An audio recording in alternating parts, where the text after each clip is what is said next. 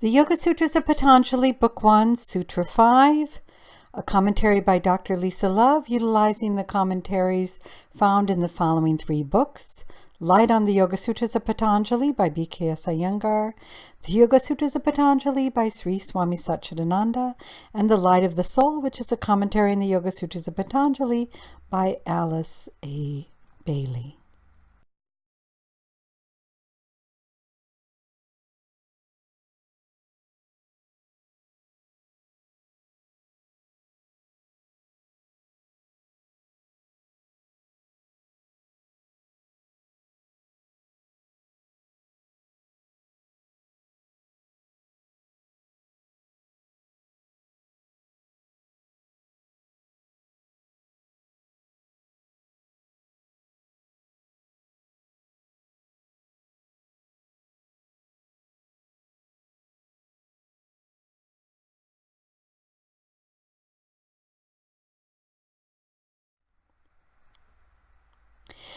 So a simple interpretation is that, to summarize the previous sutras 1 through 4 that we've looked at in Book 1, they all relate how yoga is about self-realization.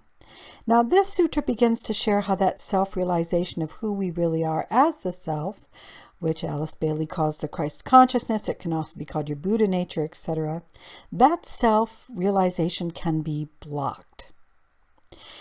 And it is blocked primarily through 5 mind states that cause us to forget the self we are. We are also told that these 5 mind states may be painful or painless. They cause pain or don't cause pain. By learning to work with these mind states in a healthy way, we remain poised or unattached from the painful or painless responses these mind modifications can produce. So let's start with the commentary by Sri Swami Satchidananda, and he interprets the Sanskrit as there are 5 kinds of mental modifications which are either painful or painless. So he starts with this interesting statement that even pleasurable thought might ultimately bring us pain. How interesting. Reflect on that for a moment. That at times things that we think are going to be pleasurable, don't they also at times end up causing us pain? Contemplate for a few moments in your own life on that. Sri Swami Satchidananda also suggests that the words selfish and selfless might be better replacements for painful or painless. So again, you might say that there are 5 kinds of mental modifications which are either selfish or selfless, if we follow what he's saying. So after he gives examples of negative and selfish thoughts, he goes on in his commentary to indicate that when we think we would do better, to cultivate selfless and positive thoughts instead. So, and again, I encourage you to read the commentary in these books. I am doing a massive summary of what is said in any of these books. And Sri Swami Satchidananda especially has such wonderful stories that he shares in his book and in his sutras and his commentaries on the sutras. So it's just really interesting that we, as the self, can start to master our thoughts, and they can be selfless or painless, or painful or selfish, depending on how we are directing and choosing them. And the more we become the self, the peaceful self, the more we can choose those thoughts. So let's look at a practical example. Let's look at the loss of a relationship. Now that can be very difficult for a lot of people. It's a traumatic experience and very hard to remember who we are as the self when we're going through such a difficult thing. So it's easy to forget. And let's not judge ourselves if we forget. This isn't a practice about learning how to be 100% perfect all the time as the peaceful self. It's a practice, that's why I call it the peaceful self process. It's a process of continually learning to remember who we really are as the self, so we can work with mental states, in this example, in a selfless way. So, some thoughts that may arise at the loss of a relationship may include, I will never survive this. And emotionally, we may feel despair. We may even feel hate for the fact that the person has died, or we've lost this relationship, or that we're going through this difficult experience. And if this mental and emotional difficulties continue, it can result even in a physical illness of some kind. So how do we work with this in a more healthy way that doesn't cause us so much pain? Do you see the mental, emotional, and physical pain that's happening here? Because we've become blocked from the self, we no longer remember that that's who we really are. How can we have it work differently? Well, here's a way. If we remember that we are the self, we can practice something that I borrowed from the Buddhist Nobel Peace Prize winner, Thich Nhat Hanh. Heart breaks open.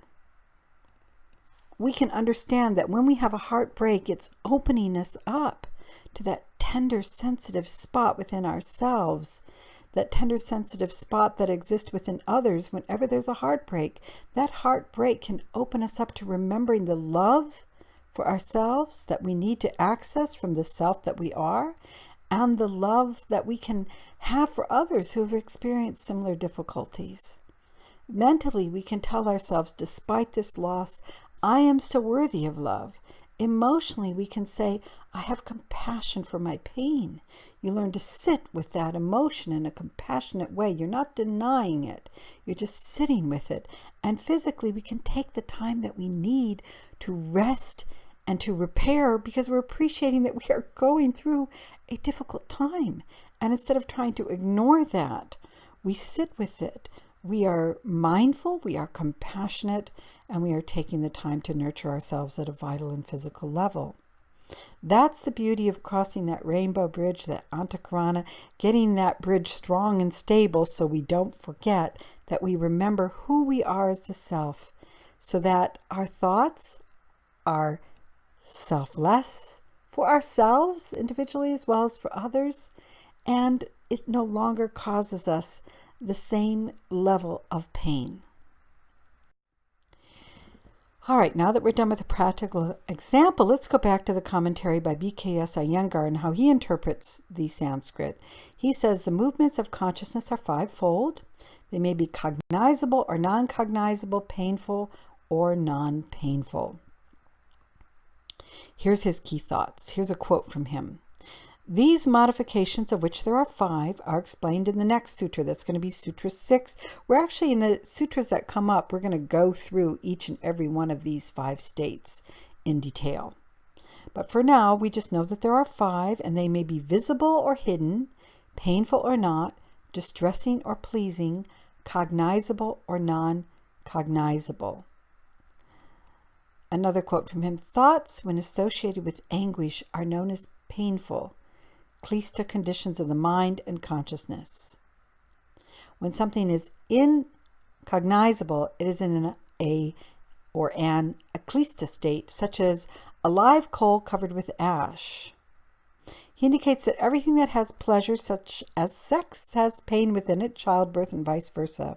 And he says that even spiritual, non-painful, blissful states can have danger, because when they fade away, they can produce attachment. So where you don't see quotes here, this is me summarizing what he is saying in his commentary on this sutra. And again, please read the commentary for yourself and get the books.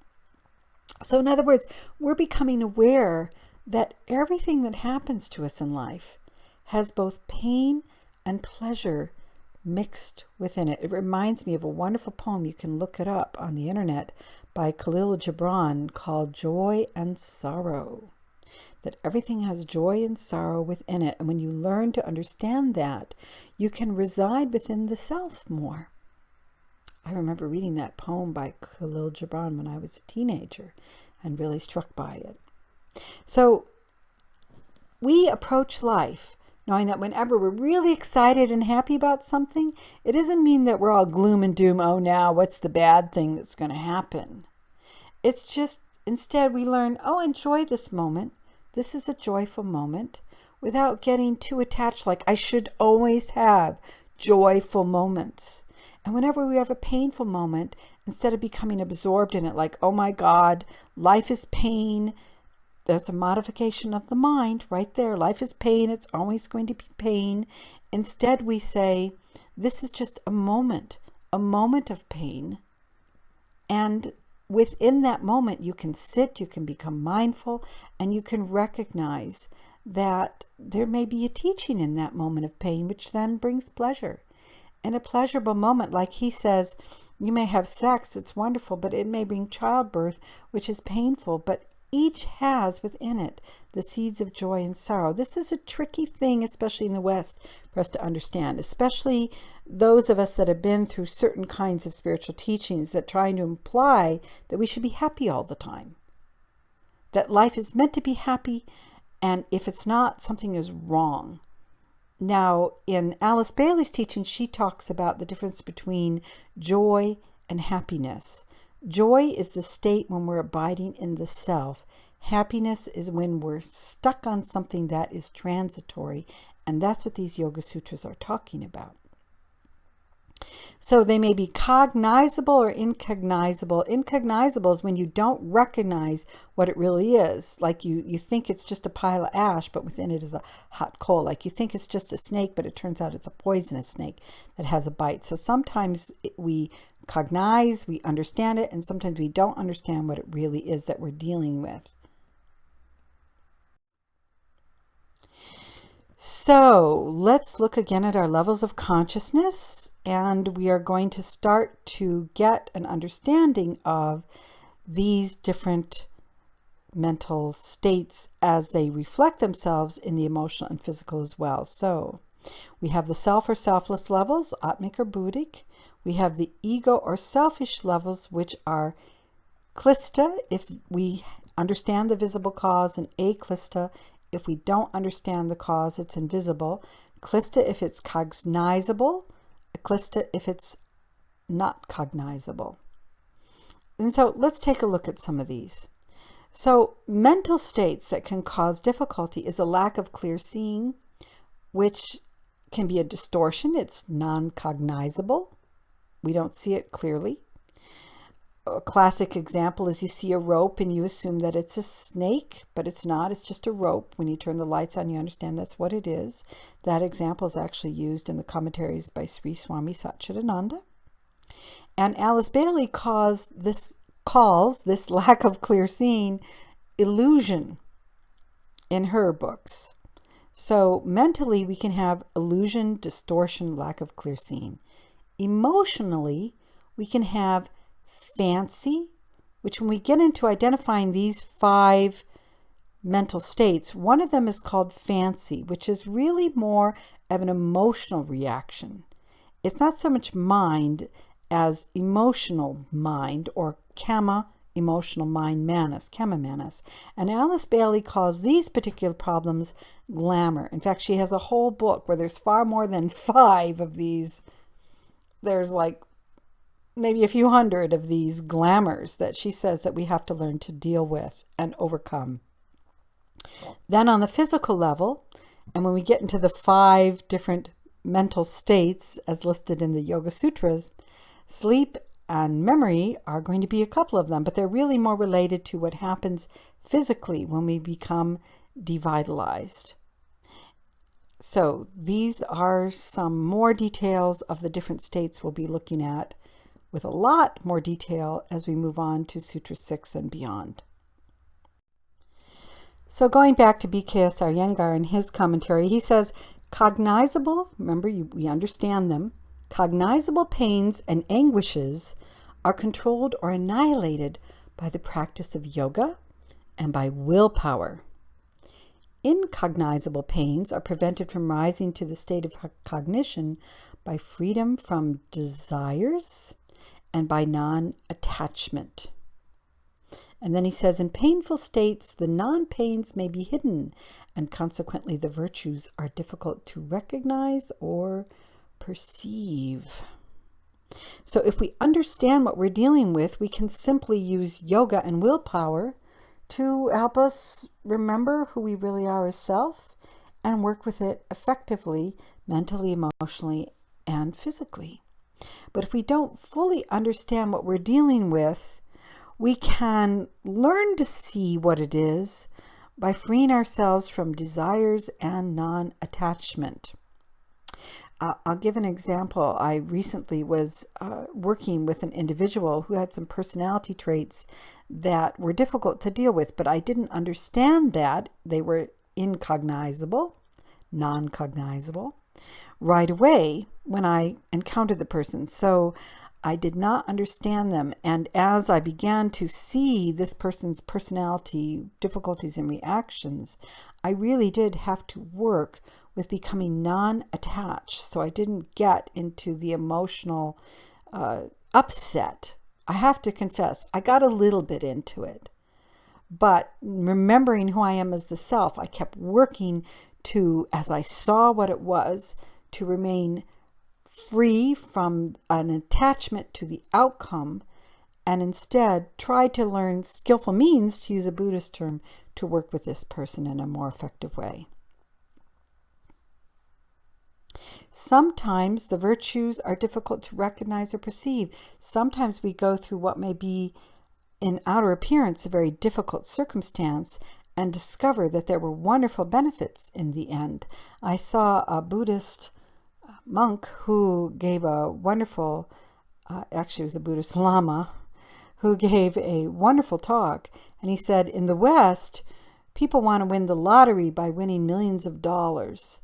But in his tradition, you win the lottery by attracting to yourself really difficult people, because then it gives you a chance to practice your yoga or your mindfulness or your spiritual practice, whatever it is.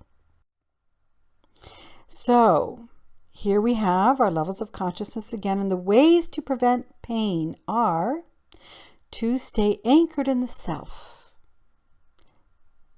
That comes about through union or yoga.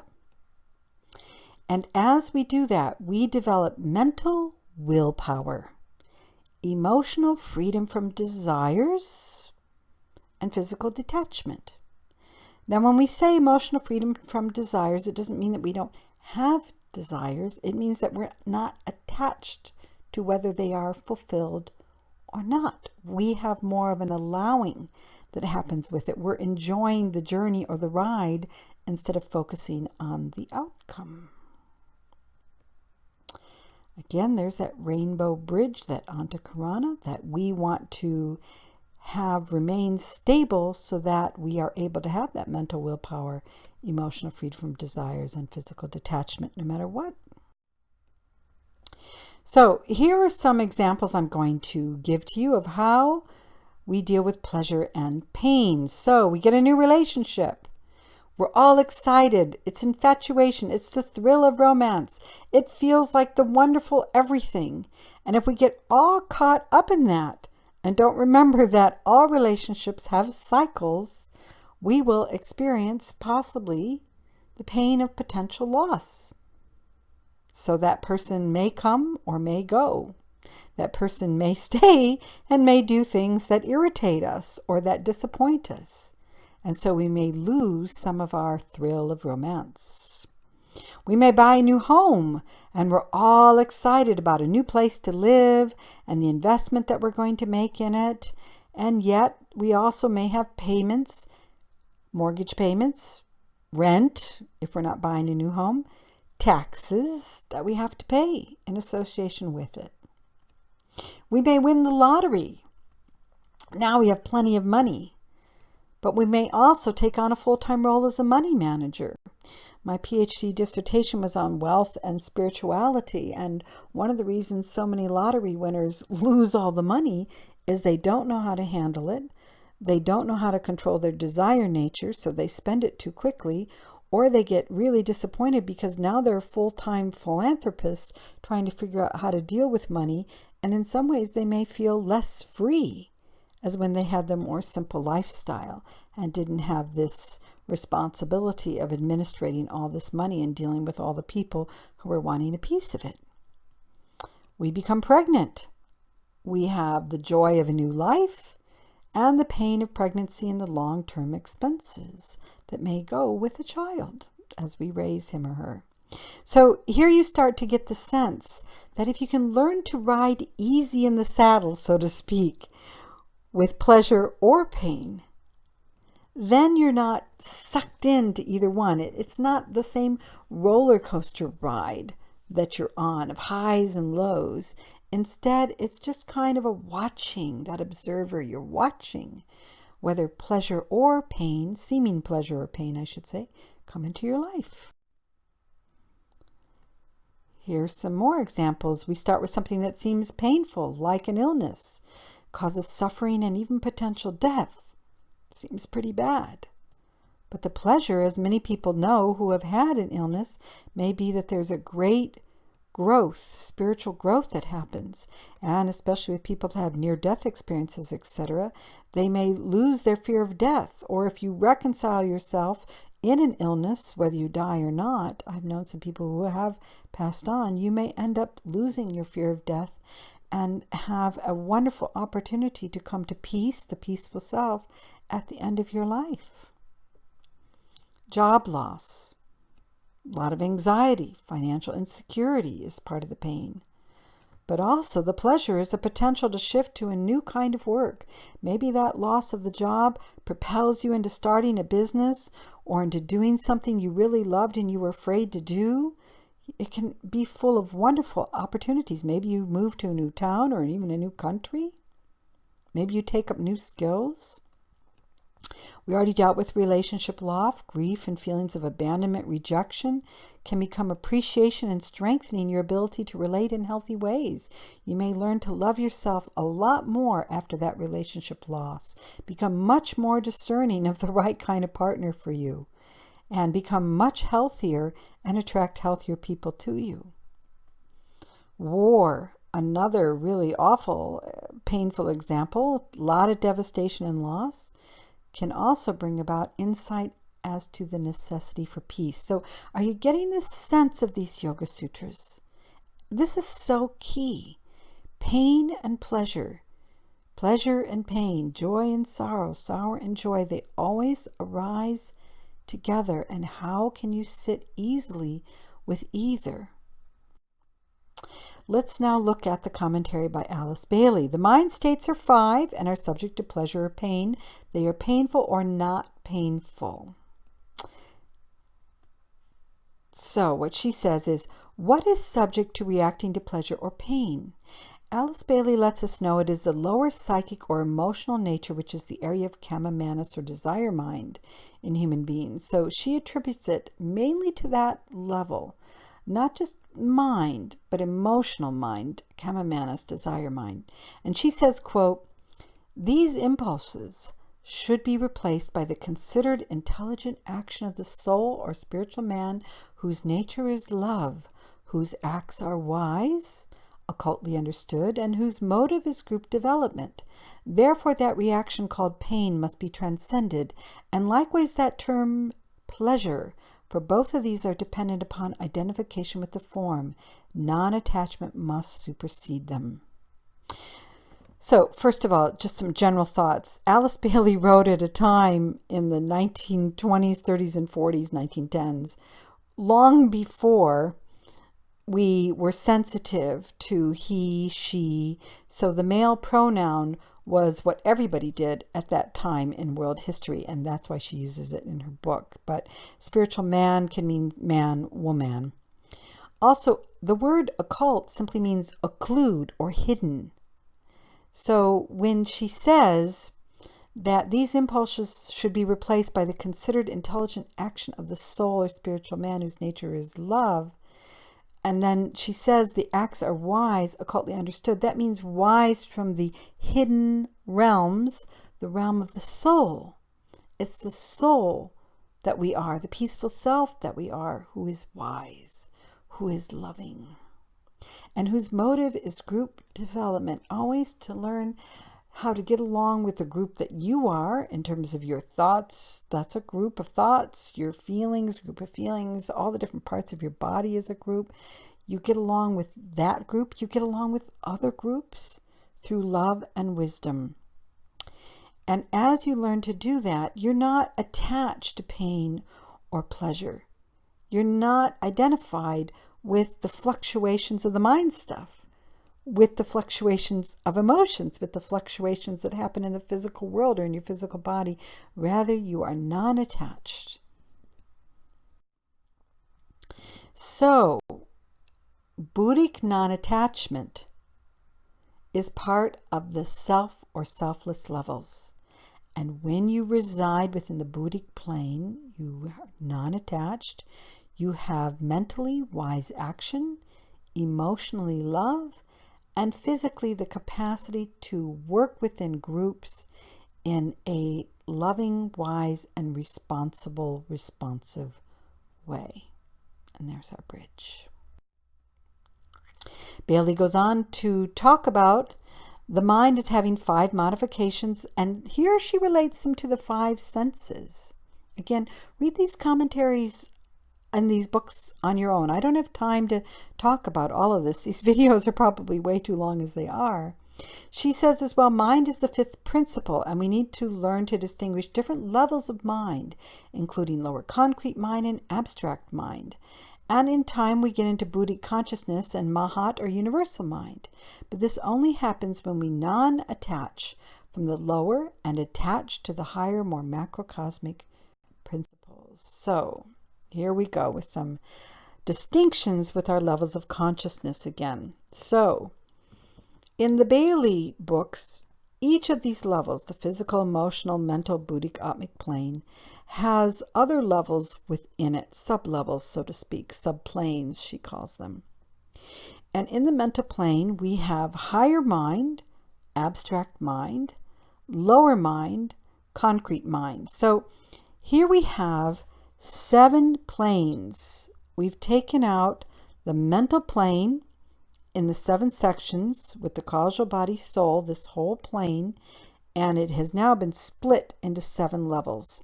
And within that, you see this like flower-like thing, which she calls the egoic lotus, the causal body. This is the soul.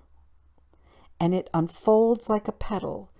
In Christian mysticism, they use a rose.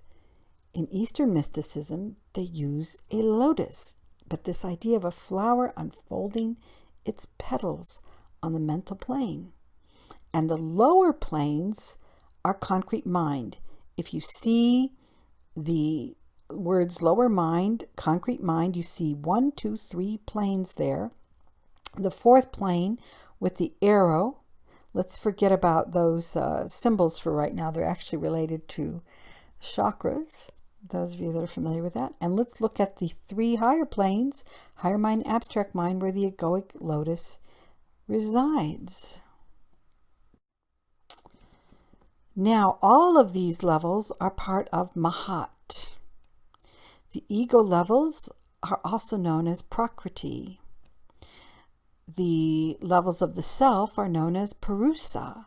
And this is really important because as you go through the Yoga Sutras of Pantanjali, you're going to hear Purusa and Prakriti over and over again. So now let's get clear what they are.